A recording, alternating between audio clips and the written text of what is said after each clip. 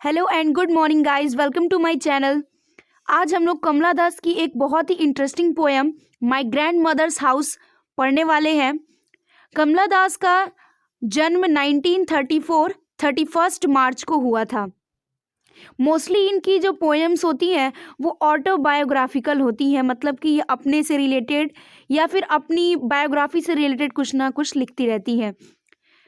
इनकी most important works हैं sirens 1964 में लिखा गया है, summer in Kolkata 1963, the descendants 1967, the old playhouse and other poems 1973, the Anamalai poems ETC बहुत सारी इन्होंने लिखी है।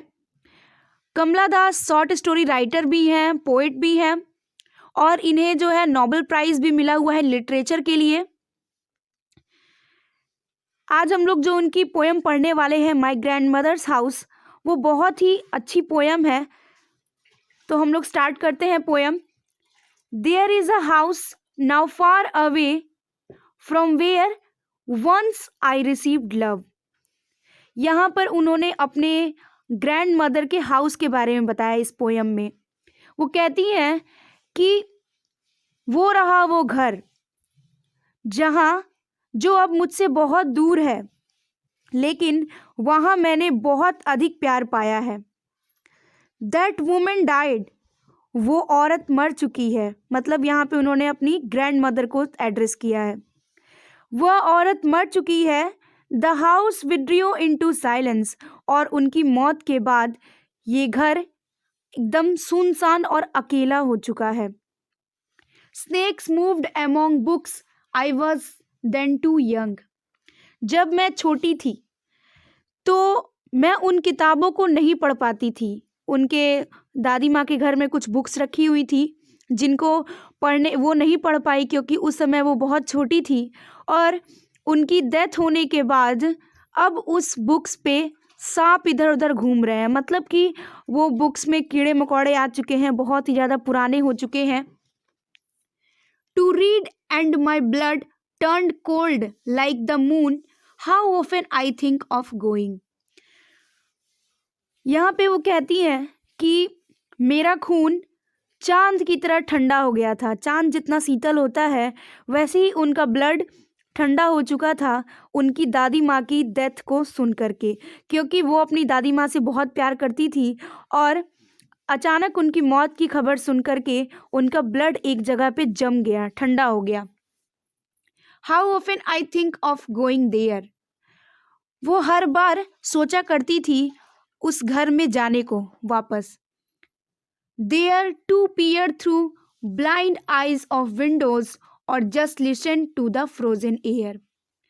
और उनके दादी माँ के घर में जो खिड़कियाँ थी वो अब ब्लाइंड हो चुकी थी, अंधी हो चुकी थी। यहाँ पर ब्लाइंड कहने का मतलब कि जब से उनकी दादी माँ की डेथ हुई तब से वो खिड़की खुली ही नहीं। तो वही कह रही है कि मैं उन अंधी हो चुकी, मतलब कि उस बंद खिड़कियों से झांकना चाहती हूँ उस घर में, और उस घर में आने जाने वाली ठंडी हवा को, जमी हुई हवा को मैं महसूस करना चाहती हूँ। वो अपने बचपन के दिन वापस से जीना चाहती हैं, इसलिए वो कहती हैं और in wild disappear pick an armful of darkness to bring it here to lie. और वो उस घर से एक मुट्ठी, आर्मफुल का मतलब यहाँ पे एक मुट्ठी अंधेरा लाना चाहती है अपने पास, जिससे कि उनको दादी माँ की वही केयर, वही प्यार का महसूस हो जो उनकी दादी माँ उनसे किया करती थी। तो वो उस घर से एक मुट्ठी अंधेरा अपने पास लाना चाहती हैं। Behind my bedrooms door like a brooding dog you can not believe darling. यहाँ पर उन्होंने कहा है कि मैं हमेशा से चाहती हूँ कि जिस तरह से मुझे बचपन में प्यार मिला वैसे ही जो प्यार, जो केयर मुझे मिला, वही एक इधर उधर घूमते हुए आसपास, हमेशा आसपास घूमने वाले कुत्तों की तरह मेरे साथ रहे, वही केयर मेरे साथ रहे। वो इसीलिए इसको ब्रूडिंग डॉग भी कहती है, मतलब कि हमेशा पास रहने वाला। और तुम बिलीव नहीं करोगे, can you, that I lived in such a house and was proud and loved, I who lost my way and beg now at a stranger's door to receive love at least in a small changes। और वो कहती हैं कि तुम्हें विश्वास नहीं होगा कि मैं उस घर में रहती थी, मैं ऐसे घर में रहती थी जहाँ पर मुझे बहुत ही ज़्यादा प्यार मिलता था। भले ही वो घर खंडहर में बदल चुका है, लेकिन मैं उस घर में जब रहती थी तो मुझे बहुत ही ज़्यादा गर्व होता था। मैं उस घर से बहुत प्यार करती थी और करती हूँ। I who have lost my way and beg now at strangers door to receive love at least in a small changes.